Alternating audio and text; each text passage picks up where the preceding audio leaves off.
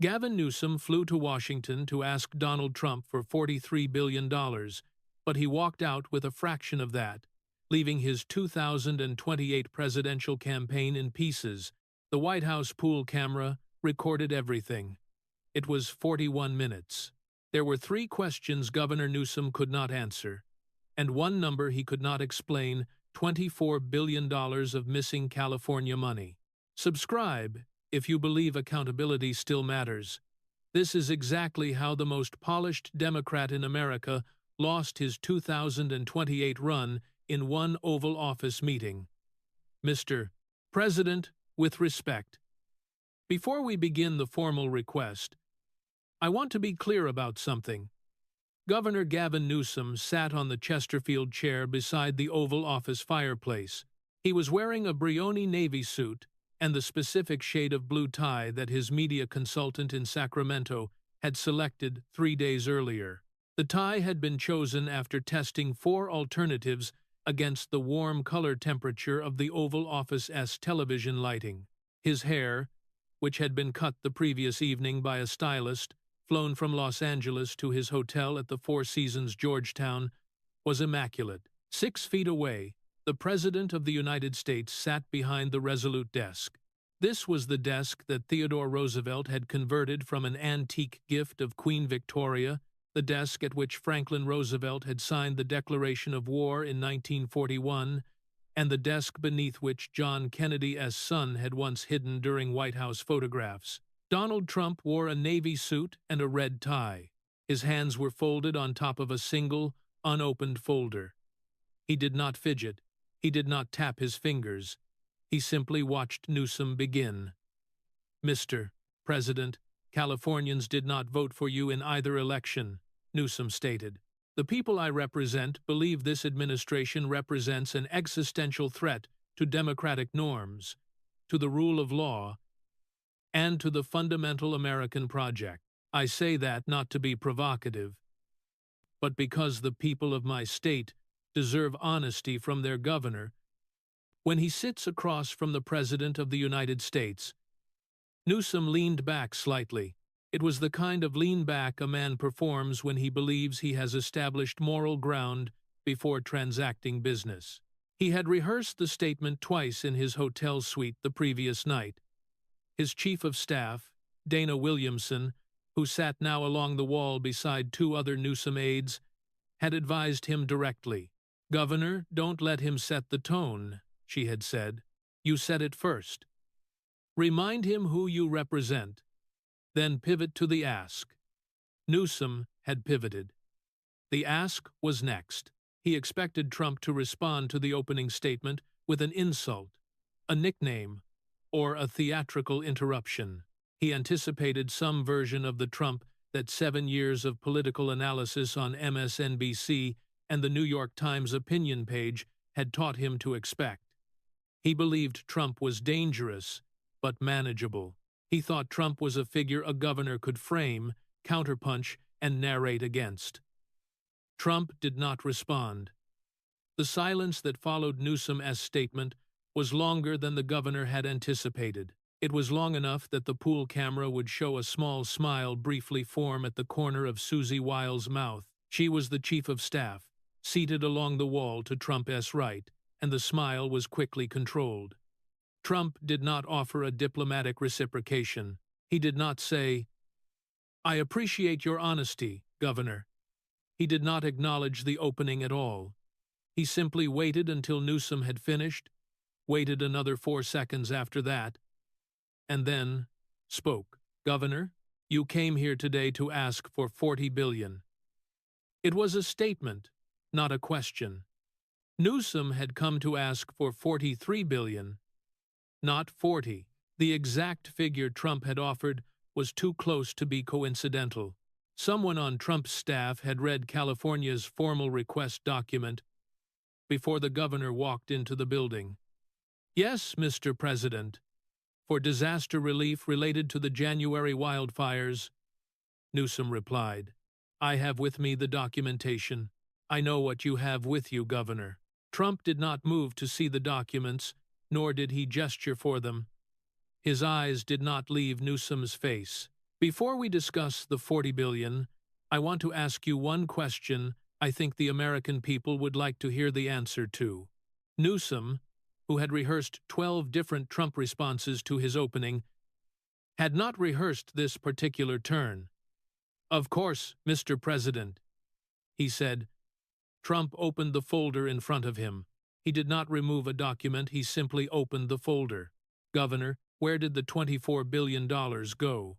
The silence that followed the question was not tactical, it was actual. Governor Newsom had come to Washington with a 4-page memorandum of talking points folded into the inside pocket of his jacket. The memorandum had been drafted by a Stanford-trained policy writer and reviewed by 2 former Obama administration officials. It anticipated, by his senior staff's estimation, 94% of the likely questions Trump might ask. The memorandum had not anticipated this question. "Mr. President, the 24 billion figure you cite is from your own state auditor." "Governor," Trump continued, cutting off the silence, "Grant Parks, your appointee. The figure reflects total California state expenditure on homelessness between 2019 and 2024. It is public. You have not disputed it. I am not citing a figure. I am asking you a question about a figure you already know." Trump gestured without looking, and Susie Wiles slid a folder across the low table between the chairs. Newsom picked it up. The folder contained the California State Auditor Report, 2024-12, the California Interagency Council on Homelessness findings, and documents from Newsom's own state government. "Those are your documents, Governor, not mine," Trump said. "Read the first highlighted paragraph." Newsom glanced down. He knew the paragraph. He had known it for 2 years. "Mr. President, the 2024 audit found that." "Read it, Governor, out loud, for the pool camera." A beat passed. Newsom read, "The state lacks current information on the ongoing costs and outcomes of homelessness programs. Of the 5 programs evaluated, 3 have inadequate data infrastructure to determine whether the funds spent are producing any measurable result."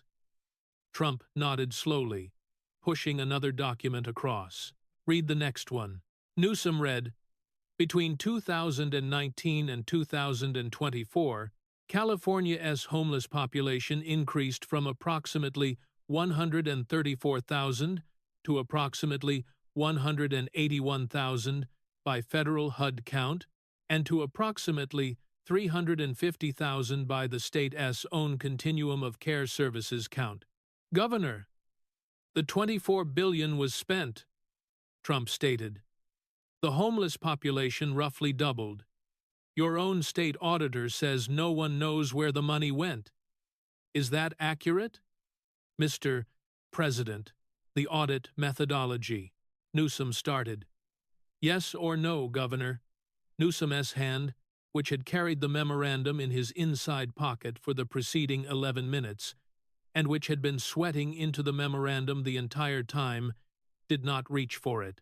The memorandum had been written for a Trump who would insult him. The memorandum did not have a paragraph for a Trump asking him to read his own audit aloud. "The audit findings are accurate," Newsom conceded. Trump closed the folder in front of him. He did not celebrate the concession. He did not smile. He did not use a nickname. He simply spoke in the even register of a contractor, explaining why the invoice would not be paid. "Governor, you flew here today to ask me for $40 billion, Trump said. "I am asking where the last 24 billion went. Not for a partisan point. For a very simple administrative reason. If I sign this disaster declaration, and I am a federal official, I have a fiduciary responsibility to the American taxpayer. I need to know that the state receiving the money can account for it. That's not political. That's basic." Newsom attempted the pivot his staff had rehearsed with him. "Mr. President, disaster relief is distinct from homelessness spending. The Stafford Act specifies direct." "Governor, I know what the Stafford Act specifies.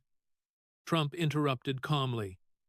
I signed 31 disaster declarations in my first term. I understand the law. Here's what's not in the law. The law does not require me to ignore the state's track record on prior federal disbursements. And your track record, Governor, is documented in your own audit, by your own auditor, in your own state. Susie Wiles handed Trump a thicker folder. He did not read from it. He slid it across the table. Governor, I want to be fair. I want you to see what my administration is seeing, Trump said. These are internal communications from the California Department of Housing and Community Development, obtained through a federal-state data-sharing agreement your own administration signed in March of 2023. Newsom opened the folder. The documents were on state letterhead. Page 12, Governor. Read it. Newsom read silently first. His eyes moved across the page twice. Then, after a pause that the pool camera would record as 7 seconds long, he read aloud, Home Key Round 4 allocations.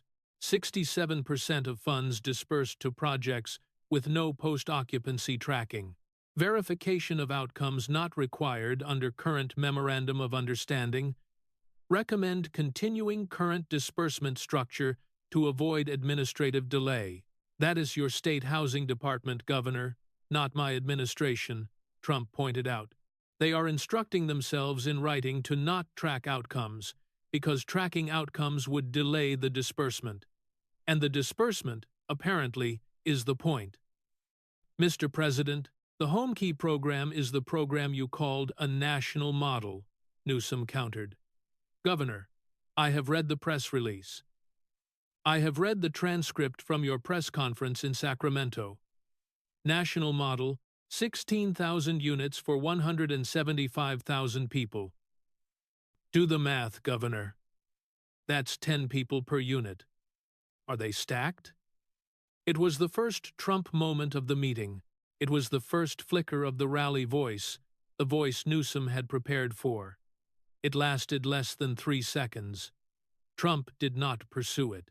He let the question sit in the room, and then he moved past it, the voice returning to the even register of the deposition. Governor, the question I need answered before I can in good conscience put the federal government's full faith and credit behind a $40 billion disbursement to your state is this. Trump continued, where did the $24 billion go? And how do I know this 40 will not follow the same path?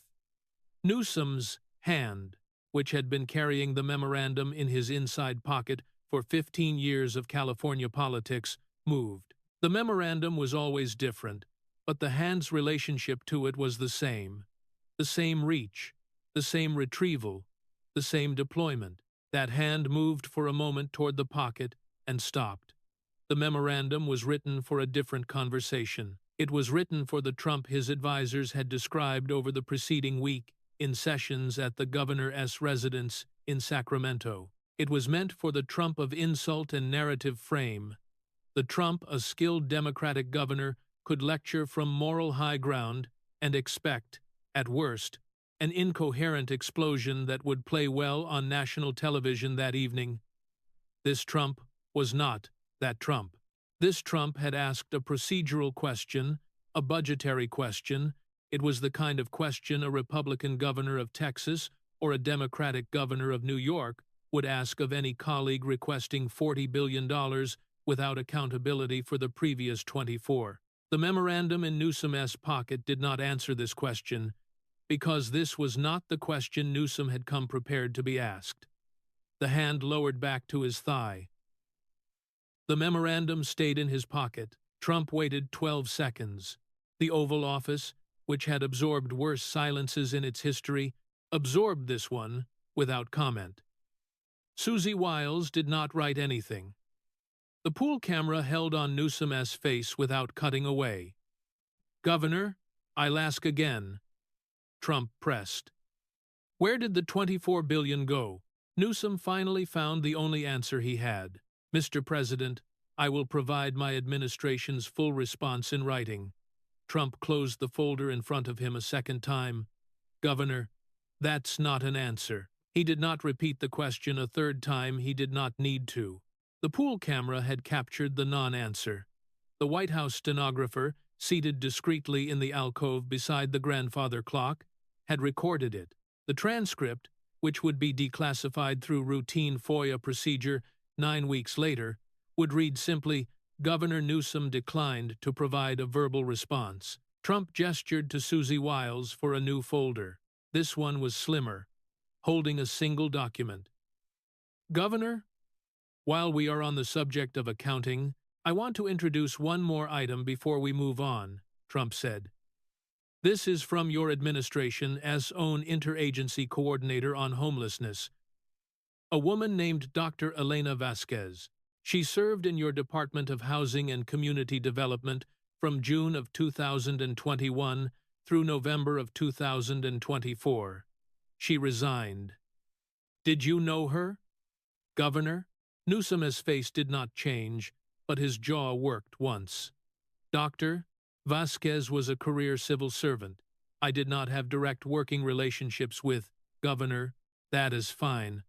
I don't need a relationship history. Trump interjected gently. I need you to hear her testimony. Because she submitted testimony to the Federal Review. My administration initiated in February of 2026. Under oath. In writing. It is part of the federal record. I am going to read one paragraph. He read from the page. I resigned in November of 2024 because I could no longer maintain professional integrity while working in the California Department of Housing and Community Development. I had, over the preceding 18 months, documented 23 separate instances in which home key disbursements were made without the completion of required verification protocols. When I raised these concerns through internal channels, I was told that verification protocols were subordinate to disbursement velocity. I was told this by my supervisor, who was told it by his supervisor, who was told it by the office of the governor. I have the emails. They are attached as Exhibit A to this declaration. Trump set the document down. Governor, Dr. Vasquez resigned because your office, the office of the governor, not my characterization, her words, instructed her to accelerate disbursements over verification. She has the emails. They are attached as an exhibit to a federal declaration. Do you contest the authenticity of Dr. Vasquez's testimony? Mr. President, I am not familiar with the specific internal communications Dr. Vasquez references. Newsom deflected. My office handles thousands of personnel. Governor, I did not ask if you were familiar. I asked if you contest the authenticity. Trump said firmly. Yes or no? Silence filled the room. 8 seconds this time. I would need to review the specific documents. Newsom finally answered. Governor, you have 1 week to review them and contest their authenticity through federal channels. If you choose, Trump advised, absent contestation, they become part of the federal record in the ongoing Inspector General review of California's use of federal emergency housing funds. Trump paused. Governor, Dr. Vasquez is one of your own people, a career civil servant, not a political appointee, not a Republican, not a person with a partisan motive. She resigned from your administration because, in her sworn words, she could no longer maintain professional integrity while working there, and you, in this room, cannot tell me whether you contest her testimony. Governor, when a career civil servant resigns from your administration because she believes your office is instructing her to violate verification protocols on federal funds, that is not a press management problem, that is a governance problem. And I am being asked today to give your governance $40 billion additional dollars. Newsom's knuckles, resting on the folder in front of him, tightened. Trump opened a different folder. These were older documents. The paper had the particular yellowed quality of photocopies from a microfilm archive. The font was smaller. One of the pages Newsom could see from across the table bore the masthead of the San Francisco Chronicle, "Governor, I want to go back. Before the governorship, before California, to 2004, Trump began. You were the mayor of San Francisco. You were 36 years old. You made an announcement. Do you remember it, Mr. President? I am not sure where this." Newsom hesitated. It was February of 2004, at City Hall in San Francisco. "You stood at a podium," Trump recounted. "You said, and I have the transcript in front of me.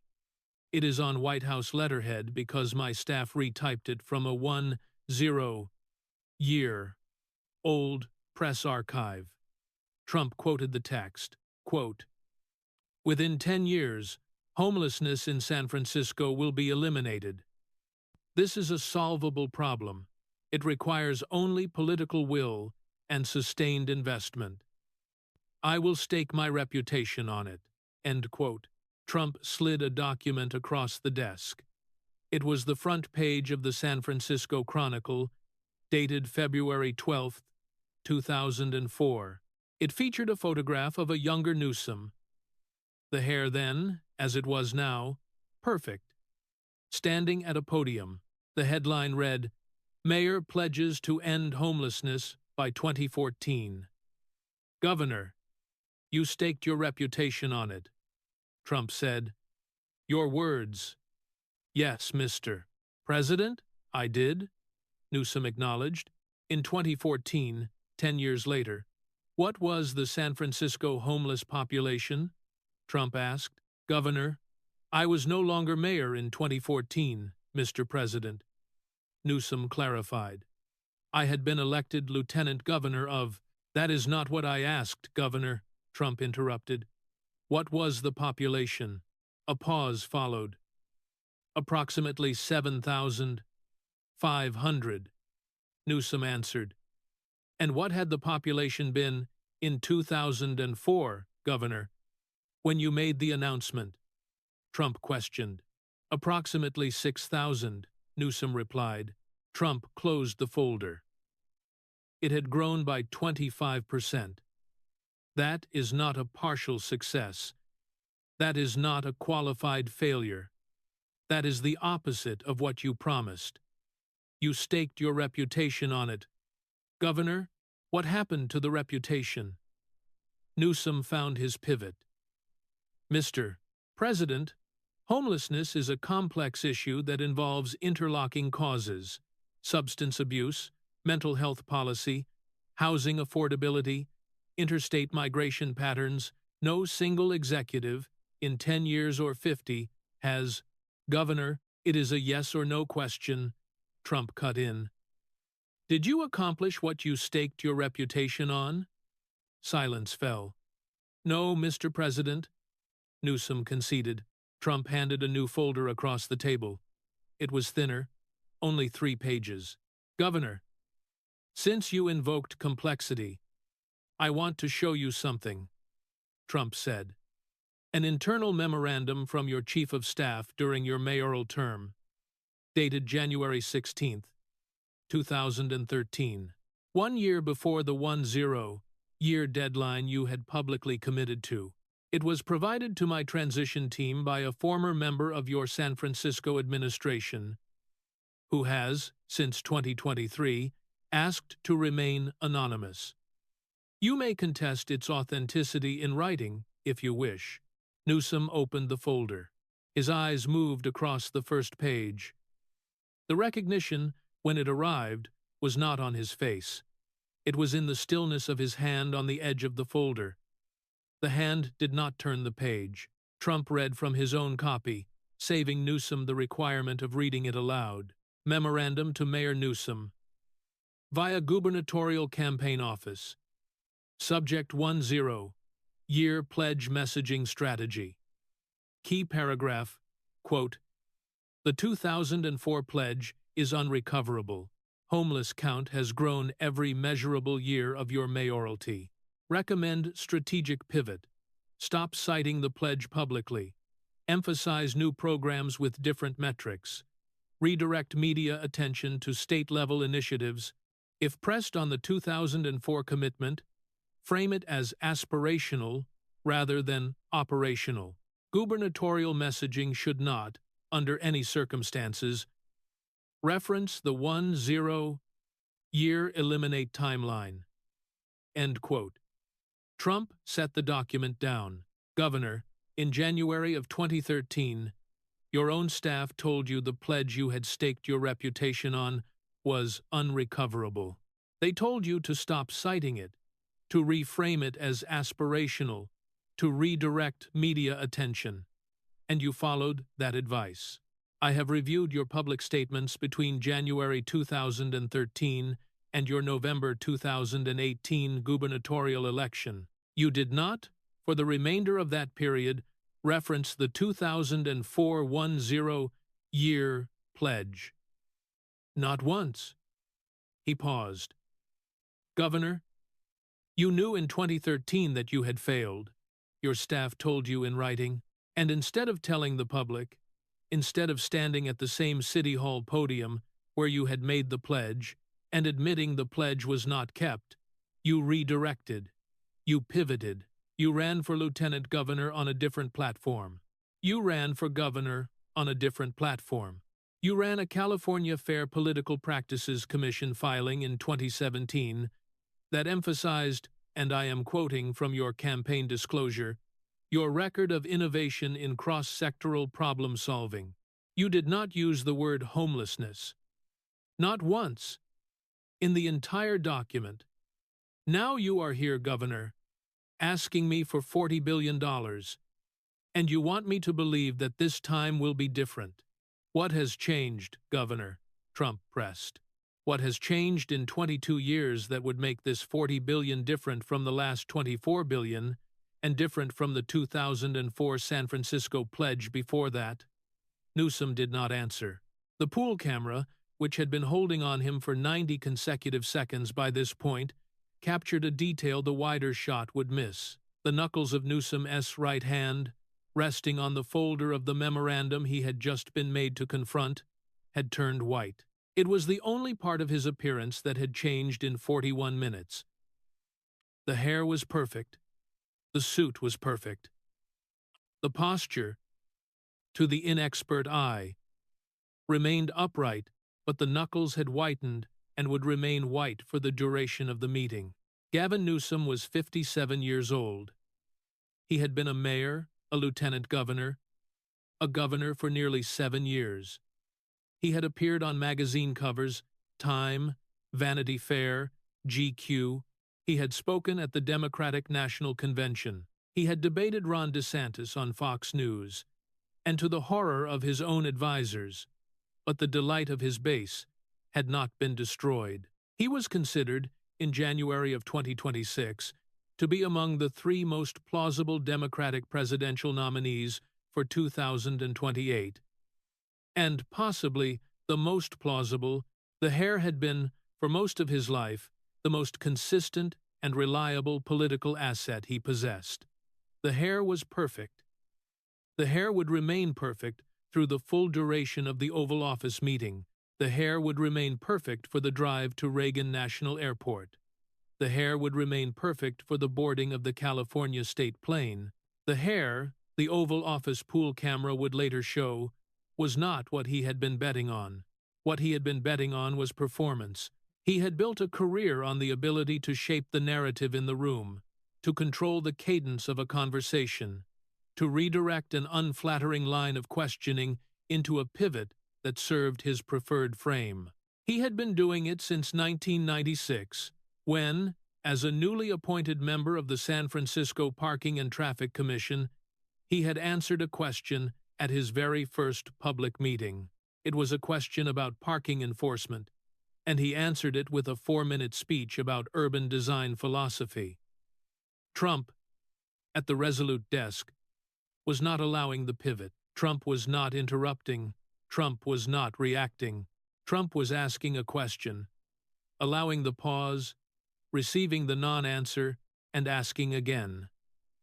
The rhythm, Newsom realized somewhere around the third question about San Francisco, was not the rhythm of a political interview. It was the rhythm of a deposition, and the deposition was being conducted in the Oval Office.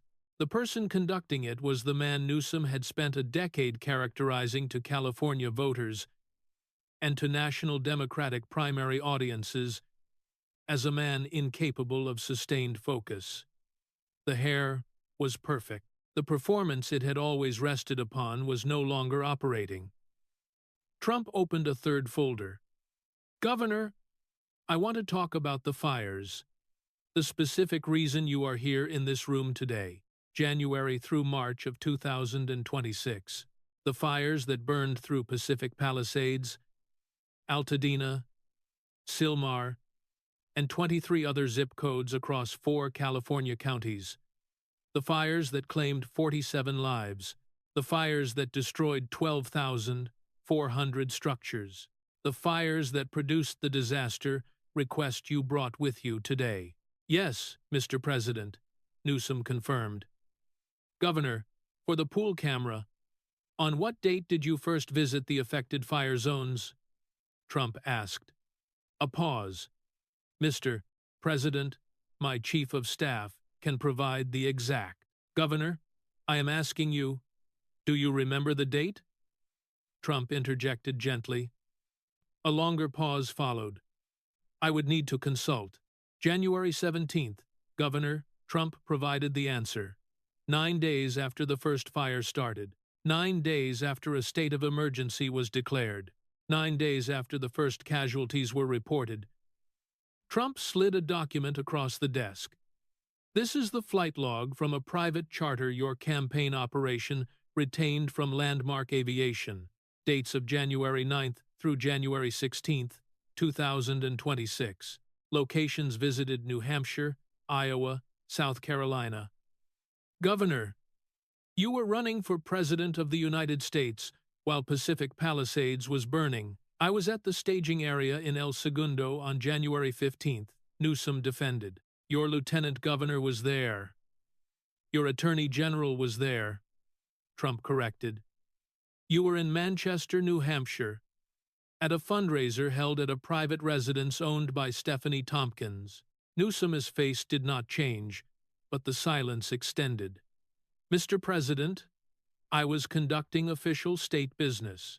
The meetings in New Hampshire included discussions with the Democratic Governors Association about interstate emergency coordination protocols.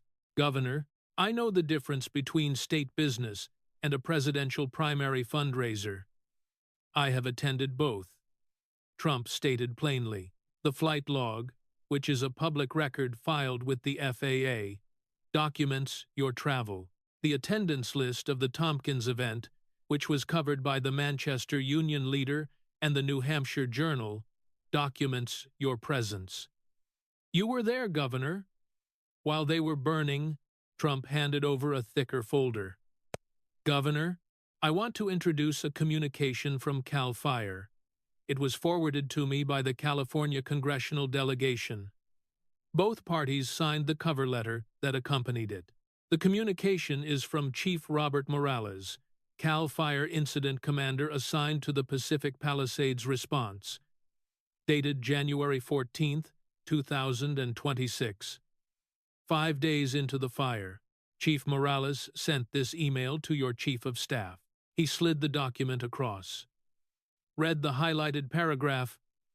Governor, Newsom read. Dana, I am writing because I cannot reach the Governor's office through standard channels.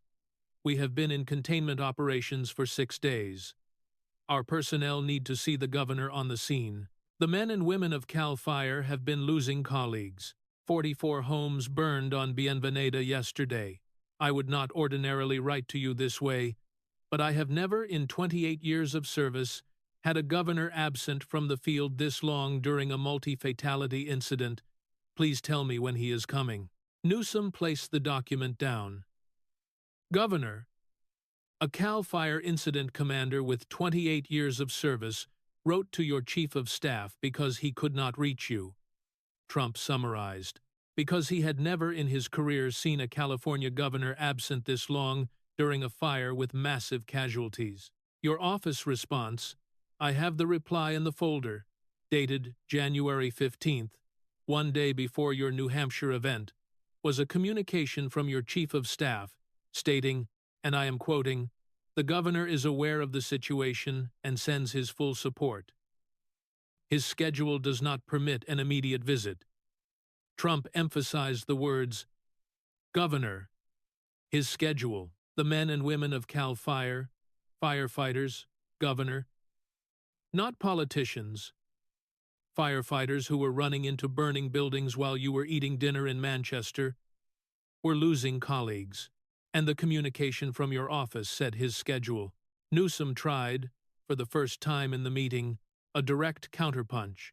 It was the moment his advisers had prepared him for. Mr. President, with respect, you were campaigning in 2020 during the pandemic. You held rallies during active outbreaks. You were not on the ground in every affected state during the pandemic. I understand the political theater of visible absence.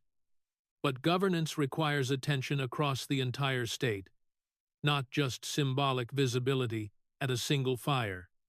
Trump did not interrupt. He allowed the counterpunch to finish. He nodded slowly when Newsom concluded, Governor, in 2020, I was President of the United States during a global pandemic. Trump replied, I was in the White House. I was in briefings. I was not eating dinner at a private fundraiser in New Hampshire while an American city burned. And Governor, more importantly, I am not the one in this room asking you for $40 billion. You are asking me. The question is not what I did in 2020. The question is what you did in January of 2026. And in January of 2026, Governor, you were not in California. You were running for president while your state was on fire. And now you are in my Oval Office asking the federal government to cover the damage you did not personally witness. Silence. The pool camera, which had continued to hold, captured the single involuntary action of the meeting. Governor Newsom's left hand rose to his jacket cuff. The cuff did not require adjustment. The hand was moving because it had to move somewhere, and the cuff was what was available. The hand found the cuff, made a small adjustment that was not necessary, and lowered. The motion took less than 1 second. The pool camera captured it clearly. In the week that followed, that 1-second clip, which would be known in the Internet's compressed vocabulary simply as the cuff, would be viewed 143 million times across platforms. A behavioral psychology graduate student at UC Berkeley would publish a thread analyzing the micro-expression. The thread's most shared sentence read, "This is not nervousness. This is the precise moment a politician realizes that his strategy has ended. The hand moves because the mind does not know where else to put the body." Gavin Newsom did not know, as his hand moved to the cuff, that it was being captured. He did not know that this single gesture would be the frame used on the cover of the Sacramento Bee, the Los Angeles Times, and 45 other major American newspapers to illustrate the photograph that accompanied the story of his political end. He knew only that his arm had moved. He knew that Donald Trump had not interrupted. Trump had not theatrically dismissed his counterpunch. He had not produced a nickname or a rally insult. Donald Trump had simply waited, listened, acknowledged, and returned the conversation to the question Newsom could not answer. Trump closed the 3 folders he had used. He placed them in a stack to his left. In front of him now was only a single sheet of paper. He did not slide it across. He looked at Newsom for the first extended look of the meeting. "Governor, we have talked about $24 billion you cannot account for." Trump summarized. "We have talked about a two-year pledge you did not keep. We have talked about 9 days you were not in your own state while it was burning. I want to ask you about something different now. not a policy question, not a budget question, a character question. Newsom straightened in his chair.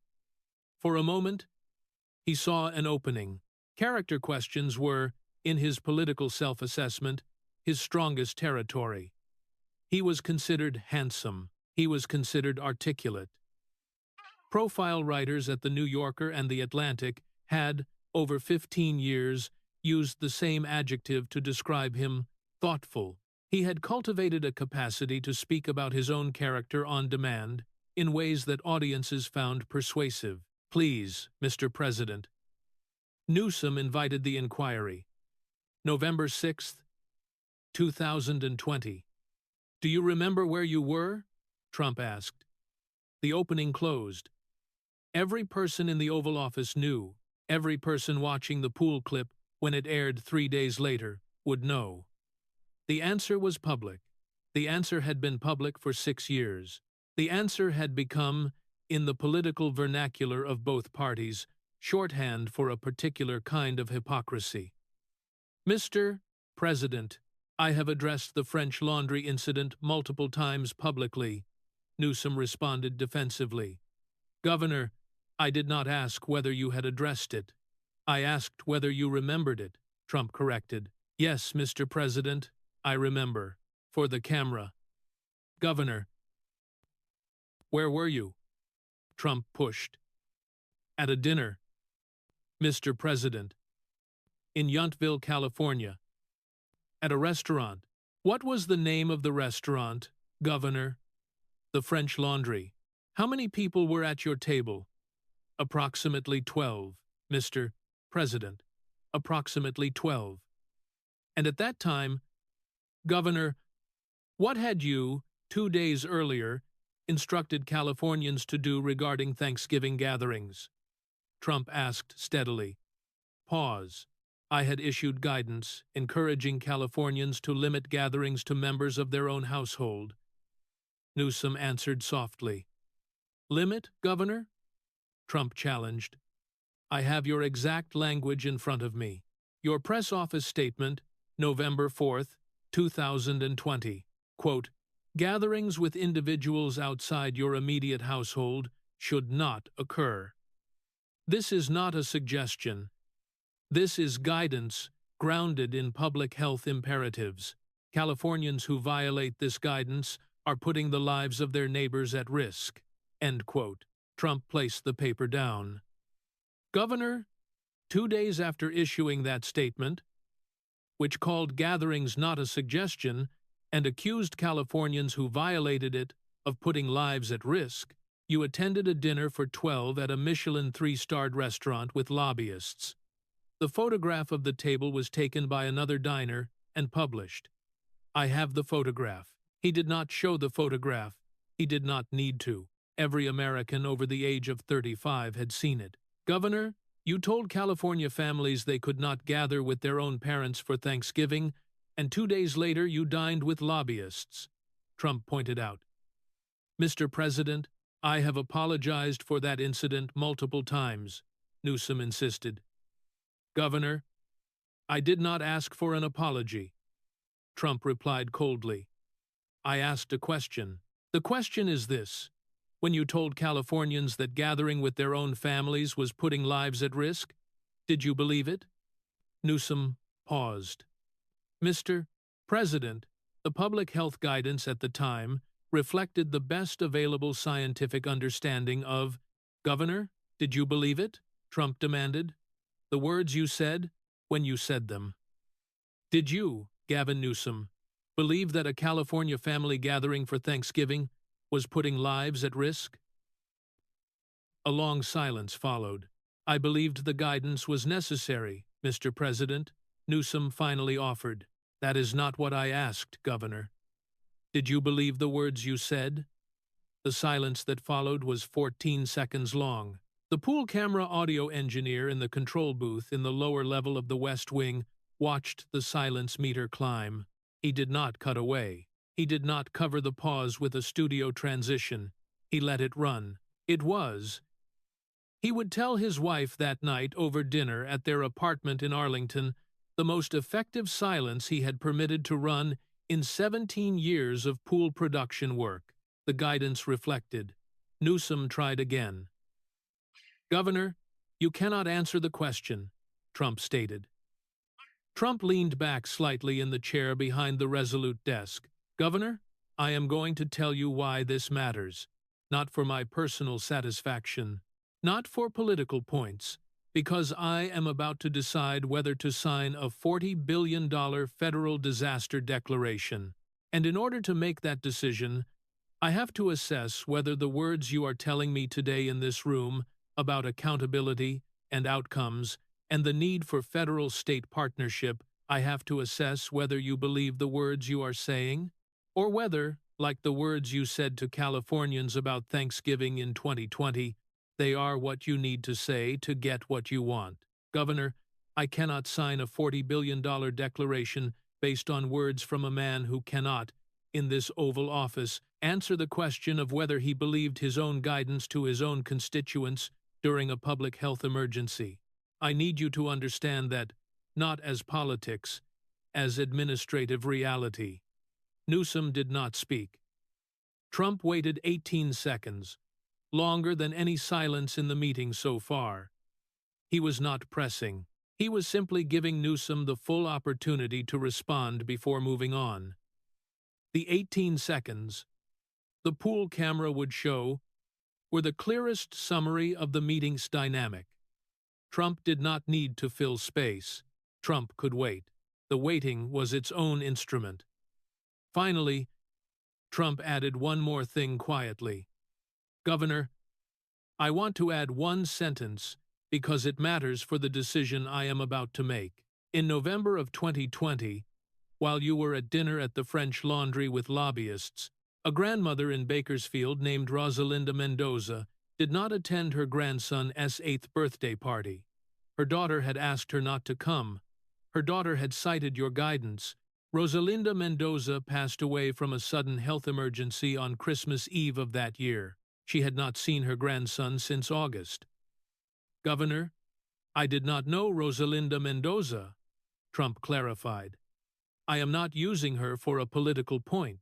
I am telling you her name because her daughter wrote to my White House Correspondence Office in December of 2024, shortly after I was elected. The letter is on file. The daughter wrote the letter because she had seen, for the 4th time that year, the photograph of your table at the French Laundry reposted on social media.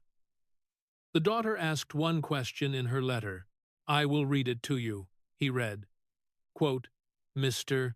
President-elect, I am writing to ask you something I cannot ask Governor Newsom, because his office will not respond to my letters. My mother passed away, believing she was protecting my son. She believed this because Governor Newsom told her to believe this. 2 days after Governor Newsom told her to believe this, he went to dinner with 12 people at a restaurant. I have spent 4 years trying to understand how to explain this to my son. He is 12 now. He still asks about his grandmother. What do I tell him?" Trump placed the letter down. "Governor, I do not have an answer for her. I am not going to invent one, but I am telling you her story because, in about 10 minutes, I am going to make a decision about $40 billion, and the decision will be informed, in part, by my assessment of the character of the man requesting it. The character question is not an abstraction, Governor. It has names. Rosalinda Mendoza is one of them." Newsom's eyes moved, for the first time in the meeting, to the floor. He did not look up for 7 seconds. When he looked up, he said only, "I am sorry for her family's loss, Mr. President." "I know you are, Governor. That is part of the problem," Trump replied. "Mr. President, you are sorry for her family's loss, and you were sorry when it was politically damaging in 2020, and you will be sorry at the next funeral in California that I will hear about from a grieving relative who will write to this office, because yours will not respond. You are, Governor, genuinely and repeatedly sorry.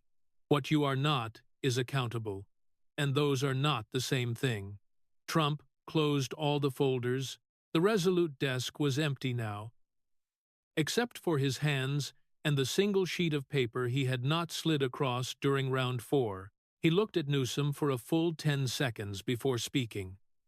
The pool camera held on the tableau, President at desk, Governor in the Chesterfield chair, the gold curtains in soft focus behind them, the Oval Office at its particular March afternoon stillness. Governor, I want to be clear about what is going to happen, so that there is no ambiguity, and so that your staff, when you brief them in the car on the way to the airport, has an accurate record of this conversation, Trump instructed. Newsom nodded tight. I am going to sign a federal disaster declaration for California, Trump announced. Not the one you requested, a different one. The amount will be $12 billion, not 43. Newsom's face showed, for the first time in the 4 one-minute meeting, a visible reaction. It lasted less than half a second. 12 billion, approximately 28 cents on every requested dollar. The 12 billion will be structured as follows, Trump dictated. 6 billion will be direct aid to the affected California counties, bypassing state administration entirely. I want this money to reach the people whose homes were destroyed by fire, not your HomeKey successor agencies, not your continuum of care contractors, not your State Department of Housing Administration. County governments, which I trust to be closer to the ground than your administration has been for the last 3 years, $3 billion will be allocated to FEMA for direct administration, under federal supervision, federal comptroller oversight of every single disbursement, quarterly reports to Congress, financial misconduct prosecution by the Department of Justice, if any is found. $3 billion will be conditional, released only upon completion, by your administration, of a full public accounting of the prior $24 billion in homelessness spending. The accounting must be audited by a federal inspector general's office, not a state auditor. If the accounting is not completed within 12 months, the $3 billion returns to the general federal treasury. Trump paused. Governor, you came here today to ask for $43 billion without accountability. I am offering you $12 billion with accountability. If you accept, sign here. He slid a single document across the table. It was the executive order, pre-drafted, bearing the White House seal, with a signature line for Newsom to countersign as the receiving state's executive, and a signature line for Trump immediately below. If you refuse, Governor, I will issue a federal emergency supplemental through existing FEMA statutory authority at approximately $4 billion with no state consultation. Trump finalized. That option does not require your signature. Governor, your choice. Newsom looked at the document. He had been in the Oval Office for 41 minutes. He had answered 3 of the questions he had been asked with direct evasions. He had answered 4 more with extended silences.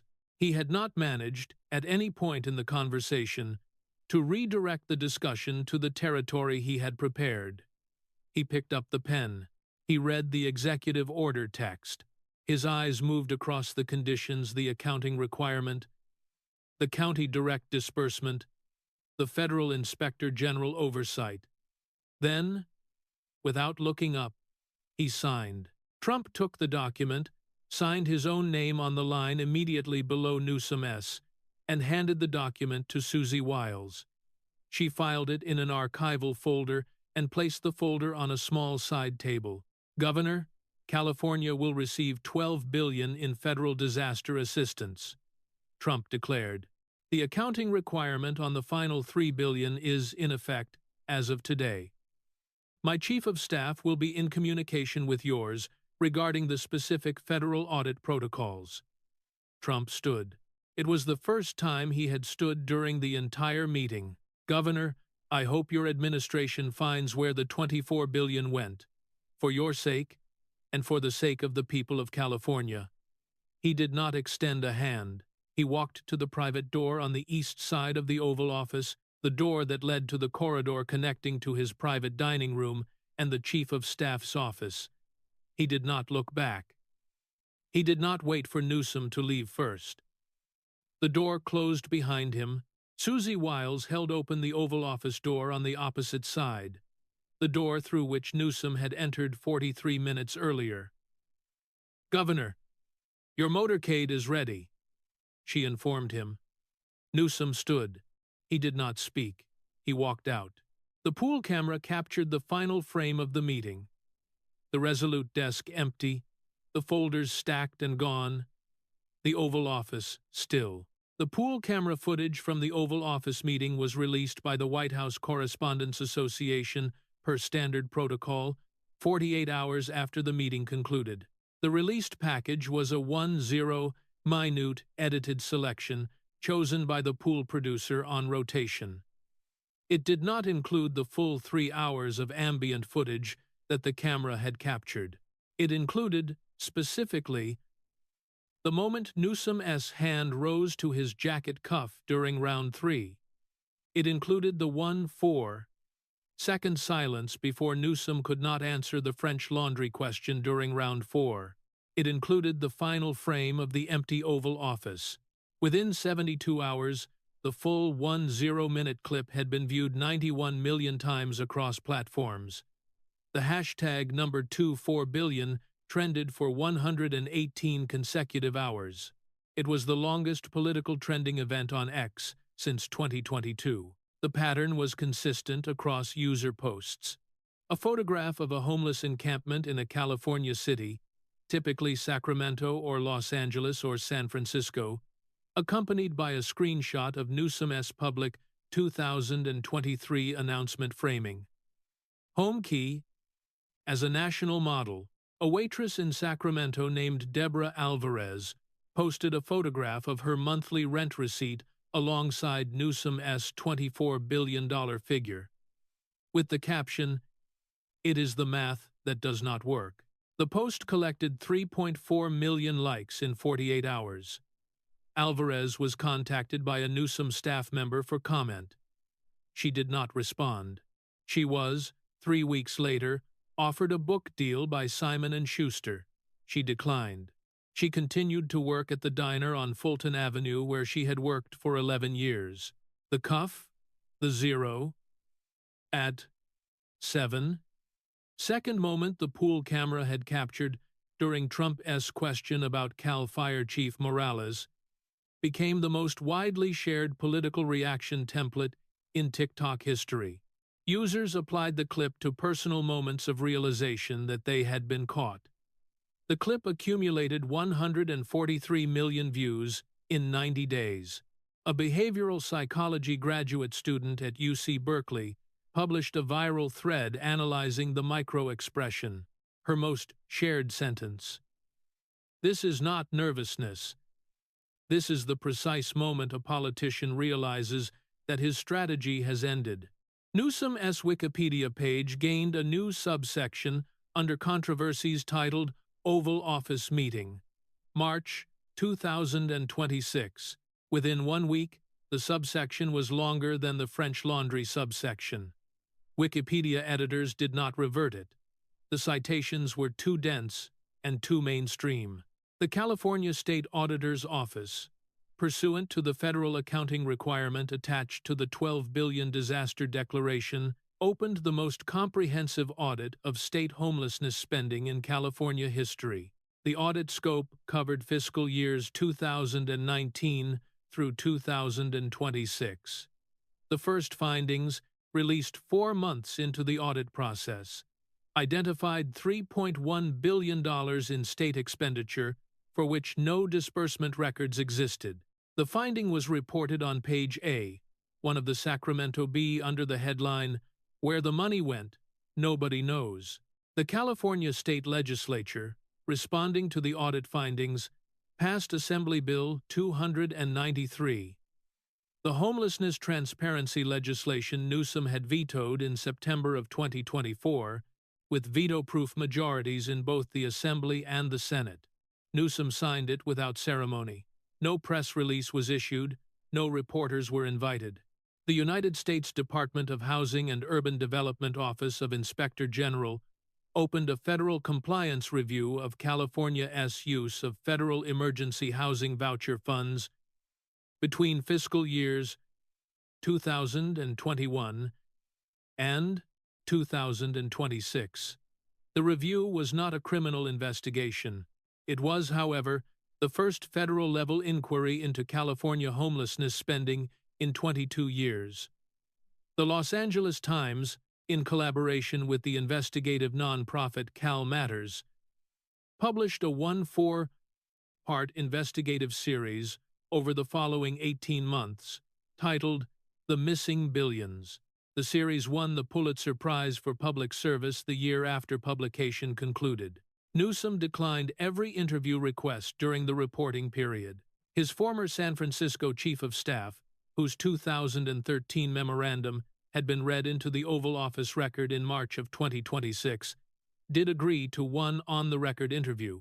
The final paragraph of that interview, which ran on the series' last day, would become the most quoted sentence of the entire Pulitzer-winning investigation. He always believed the sentence when he said it, the chief of staff noted. He believed it. That was his gift and his problem. He was the last person in the room to know a promise had become a lie. California Republican state legislators introduced legislation months after the Oval Office meeting to require mandatory quarterly gubernatorial presence at sites of active state emergencies. The legislation was named the Cal Fire Presence Act, in reference to Chief Morales' January 2026 email. It did not pass, but it was introduced, and it was, for the first time in modern California political memory, the subject of bipartisan discussion. Gavin Newsom announced his 2028 presidential campaign on April 14, 2027, 13 months after the Oval Office meeting. The announcement event was held at the San Francisco Ferry Building. The crowd was smaller than his 2018 gubernatorial kickoff had been. His announcement speech was 61 minutes long. It did not mention homelessness. It did not mention California's federal audit. It did not mention the Oval Office meeting. Democratic primary polling conducted by 5 major outlets in the 2 weeks following the announcement placed Newsom fourth in a 9-candidate Democratic primary field. He had been considered, 18 months earlier, the presumptive frontrunner for the nomination. The polling narrative across all 5 outlets converged on a single phrase, repeated in varying forms by focus group participants across demographic categories. He did not have an answer. The Democratic National Committee, in quiet strategic conversations that leaked to Axios by October of 2027, concluded that Newsom had become structurally unviable for a general election. The word structurally was the word that circulated through Democratic campaign strategist circles for months afterward. It meant, in plain English, that no amount of additional media strategy could repair what the Oval Office pool camera had captured. Newsom withdrew from the Democratic primary on February 4, 2028, 4 days before the New Hampshire primary. His withdrawal statement was 2,100 words long. It did not mention the Oval Office meeting. It mentioned 3 separate times, a phrase that would follow him for the remainder of his political career: the need to refocus on the state that elected me. California inaugurated a new governor in January of 2028. The new governor, a Democrat, inherited the federal audit process. By the middle of 2029, her administration had released a 340-page comprehensive accounting of the $24 billion. 14 federal referrals emerged from the accounting. 2 former Newsom administration officials were charged with federal financial misconduct. Both pleaded guilty within 9 months of being indicted. Newsom himself was not charged. No evidence emerged linking him personally to the fraudulent disbursements. His offense, as the Sacramento Bee would write in an editorial titled "The Administrative Failure," was administrative rather than legal. He did not steal the money. The editorial concluded he simply could not tell anyone where it went. And in the end, that was worse. 4 years after the Oval Office meeting, a former senior staff member who had served in both Newsom's San Francisco mayoralty and his California governorship was asked by a reporter from Politico magazine, off the record, what she thought had happened in Washington on that March morning in 2026. She thought about the question for a long time. Then she said, "He walked in thinking it was a press conference. He walked out, realizing it had been a deposition." The pool camera footage, which had been released to the American public that week in March of 2026, remained in the National Archives. It would be studied in the decade that followed by political science graduate students, by White House communications staff of both parties, and by speechwriters preparing heads of state for meetings they could not afford to lose. It would be studied because it had demonstrated a simple truth that had been forgotten in the decade preceding it. The truth was that performance only works when the other party agrees to perform. Donald Trump, that March morning in the Oval Office, had not agreed, and the hair, for all its careful grooming, had not been the instrument the governor had needed.